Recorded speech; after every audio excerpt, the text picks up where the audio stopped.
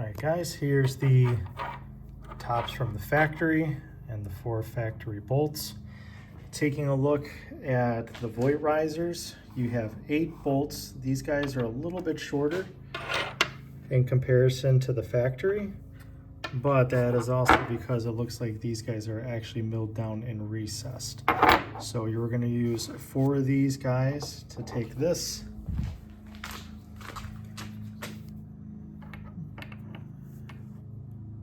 and mount it up like so. From the side, they actually look really good. Color is almost identical. It doesn't match up well with the blend here, but whoops.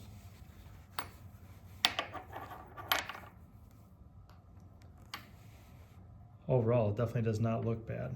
So let me get those guys in and I'll be right back.